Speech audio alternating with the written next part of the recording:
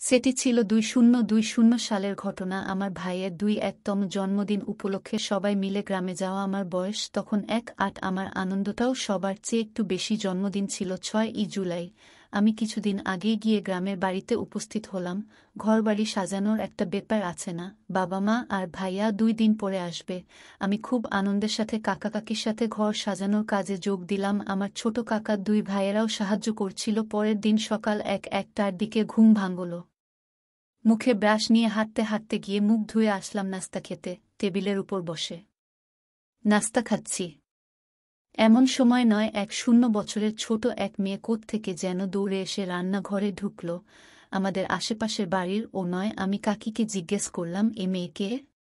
কাকি বলল, এক মহিলাকে ভাড়া করে আনা হয়েছে রান্নাবান্না ধোয়ার কাজে সাহায্য করার জন্য। মেয়েটা দেখতে ছিল খুবই সুন্দর। এ বয়সে এত সুন্দরী মেয়ে দেখা যায় না। যা হোক, আমি নাস্তা শেষ করে বাইরে গেলাম। কাকা গাছ থেকে নারিকেল পাড়ছে।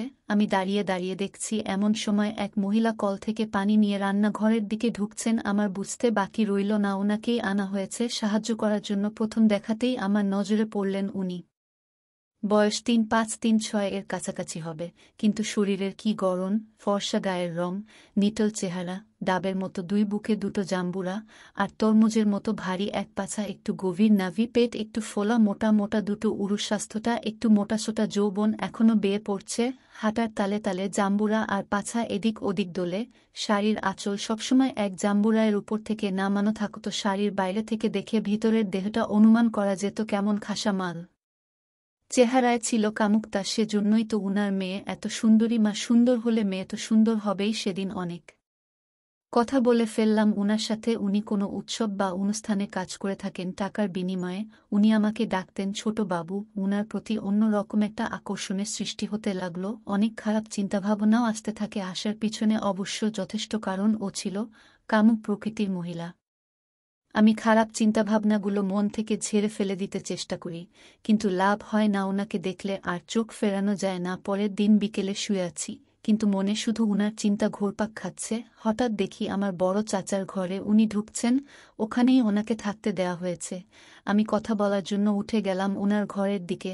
দেখি উনি মাত্র গোসল করেছেন, আয়নায় চেহারা দেখছেন। আমি ঘরে ঢুকে হাতের উপর ভর করে বিছানার উপর শুয়ে পড়লাম। উনি আমাকে লক্ষ্য করলেন। উনি, কি বাবু, ঘুম পাচ্ছে না? আমি, না, ঘুমাতে গেলেই আপনার কথা মনে পড়ছে। উনি, আমার কথা কেন?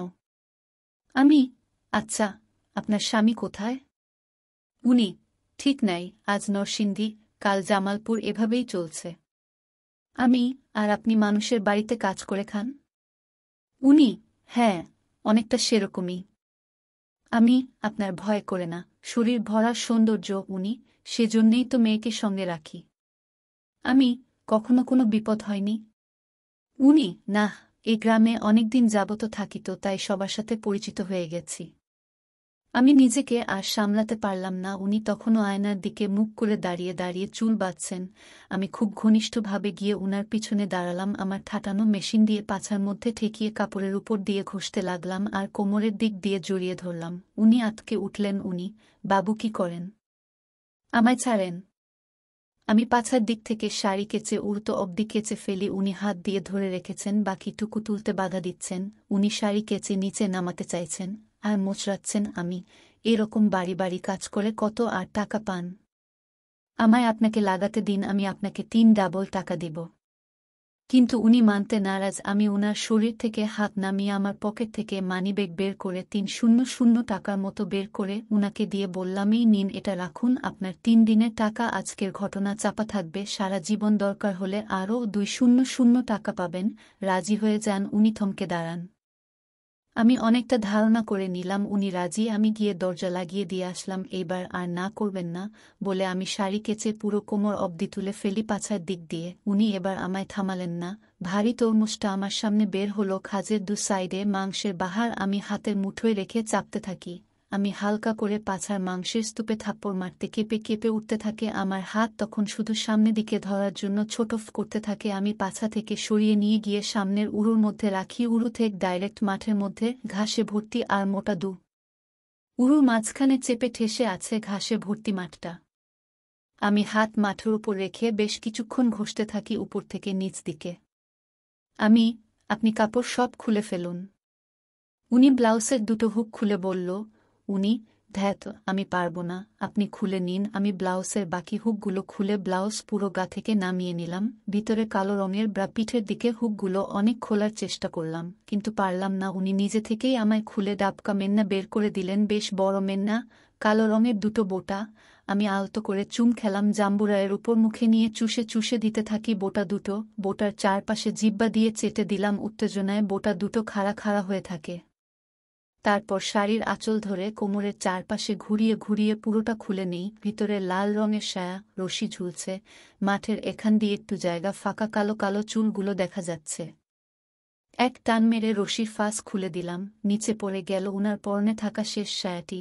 উনার উদাম শরীর আমার সামনে, আমার শরীর উত্তপ্ত হয়ে গেল। চোখ সরাতে পারছি উনার মলিন দেহখানি থেকে। আমি তলপেটের নিচে দু উরুর মাঝখানে যত্ন করে রাখা মাঠের চেরার মধ্যে আঙ্গুল ঢোকাতে গেলাম। উনি পা জড়ো করে আমায় বাধা দিলেন, পা দুটো একটু ফাঁকা করুন না। আমি বললাম, আগে নিজে কাপড় জামা খুলে উদাম হন। আমি একা উদাম অবস্থায় দাঁড়িয়ে আছি, লজ্জা লাগছে না বুঝি? আমি কাপড় জামা খুলে নিজেকে উদাম করলাম। দুজন দুজনের সামনে উদাম হয়ে দাঁড়িয়ে আছি। এখন যদি কেউ আমাদের এ অবস্থায় দেখে ফেলে কি হবে বলুন তো? উনি বললেন। আমি একটা আঙ্গুল উনার মাঠের মধ্যে ঢুকিয়ে দিলাম। এদিক ওদিক নাড়াতে থাকি। আপনার মাঠের ভিতরটা কি গরম, আঙ্গুল পুড়ে যাচ্ছে। আপনি অনেক অসভ্য। বয়সে এত বড় একজন মহিলাকে কেউ এসব বলে? মাঠের ভিতরে গরম থাকলে গরম বলবো না। আপনি বিছানায় শুয়ে পড়ুন, আমি নিচে বসে আপনার মাঠ চুষে দিচ্ছি। আপনার দেখছি একটুও লজ্জা নেই বলে উনি বিছানায় শুয়ে পড়লেন, পা দুটো একেবারে কিনারে শুয়ে ফাঁকা করে রেখেছেন যেন মাটিতে বসে চুষে দিতে পারি। আমি মাটিতে হাঁটু গেড়ে বসে পড়ি, মাঠের দু সাইডে মোটা উরুর মধ্যে হাত রেখে চেরার ঠিক মাঝে জিহ্বা দিয়ে ঘোরাতে থাকি। এক আঙ্গুল মাঠের মধ্যে ঢুকিয়ে দিয়ে অঙ্গুলি করতে থাকি আর মাঠ সহ চারিপাশটা চুষে দিতে থাকি। ঘাসের মধ্যে নাক ডুবিয়ে দিয়ে একাগ্রচিত্তে বেশ কিছুক্ষণ মাঠ চাটলাম। ছেদ্দার দুপাশে টান মেরে ফাঁকা করে ভিতরের লাল অংশটা চেটে দিলাম বেশ কিছুক্ষণ। চুষে চুষে নোনতা নোনতা রস খেতে লাগলাম, স্বাদটা অভূলনীয়। তারপরই উঠে দাঁড়ালাম, মেশিনের মধ্যে একটু থুথু লাগিয়ে রেডি করে নিলাম। উনি, কি ডান্ডা রেডি? ঢোকাবেন ভিতরে? ঢোকাবেনই তো, ঢোকানোর জন্যই তো এতক্ষণ মাঠ রেডি করলেন। আপনিও তো অসভ্য কথা কম বলেন না। আমি ঠাটানো মেশিন নিয়ে রাখলাম উনার মাঠের ফুটোর মাঝে, দীর্ঘ একটা শ্বাস ফেলে ঠেলা মেরে ঢুকিয়ে দিলাম। গুপ্ত মেশিনের গুহায় পচপচ করে ঢুকে গেল পুরোটা। আমি কি ঠিক জায়গায় ঢুকিয়েছি তো? উনি, জায়গাটা যে ভেজা বুঝতে পেরেছেন? হ্যাঁ। আমি আমার সারা শরীরের ভার উনার উপর দিয়ে দিলাম, উনাকে জড়িয়ে ধরলাম। আস্তে আস্তে মেশিনটা ঢোকাচ্ছি আর বের করছি, আস্তে আস্তে গতি বাড়াতে থাকি। উনি পা দিয়ে আমার কোমর জড়িয়ে ধরেন। আমি উনার ঠোঁটের উপর আমার ঠোঁট রেখে চুম খেতে থাকি, উনার ঠোঁট মুখে নিয়ে চুষে দিতে থাকি, কোমর তুলে তুলে চাপাতে থাকি, পাছা ঠেলে ঠেলে যত জোরে সম্ভব চাপতে থাকি। উনি ইম ইম করতে করতে গোমাতে থাকেন, বিছানা নড়তে নড়তে কেচোর কেচোর শব্দ করছে। এত আনন্দ আগে কখনো বুঝিনি। আমি আরও জোরে কামড়ে ধরলাম উনার ঠোঁট দুটো। আমি আরও জোরে জোরে চূড়ান্ত পর্যায়ে চাপাতে থাকি। উনি শুধু ইস ইস করতে করতে আমার কোমর আরও জোরে জড়িয়ে ধরলেন। মাঠের সাথে মেশিনের সংঘর্ষে চাপ চাপ শব্দ হচ্ছে। উনি আরও জোরে ইস ইস করতে থাকেন, আমায় আরও পাগল বানিয়ে দিতে থাকেন। টানা 10 মিনিটের মতো চাপার পর বললাম, আমি ফেলে দিলাম। উনি নাক চেপে বললেন, ফেলুন, ভিতরে ফেলুন। আমার সারা শরীর নদীর পানির মতো শীতল হয়ে আসছিল।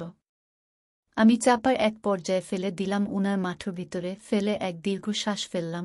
শেষবারের মতো চুমু খেয়ে মেশিন টেনে বের করলাম গুহা থেকে। মেশিনের সাথে বেজে আসল উনার ঘাস মাখা মাখা হয়ে আছে। আমি মেশিন ঘষে ঘষে মাঠে মাখিয়ে দিলাম, উঠে কাপড় জামা পরে নিলাম। আজ রাতে কিন্তু আবার আসব উনি, আমার মেয়ে থাকবে তো? ঘুম পড়িয়ে দিবেন? উনি, তাহলে একটু দেরি করে আসবেন। 1-2টা চলবে? উনি, হ্যাঁ। আমি চলে আসলাম, সন্ধে হয়ে গেছে। আমি রাতের অপেক্ষায় আছি, সময় যেন কাটে না। রাতে রুটি আর মাংসের ঝোল খেলাম। জানালা দিয়ে তাকিয়ে দেখি উনি কাজ করছেন। অনেকক্ষণ কাকা কাকিদের সাথে গল্প করে সময় কাটালাম। রাত 10টা বাজল, সবাই শুয়ে পড়েছে।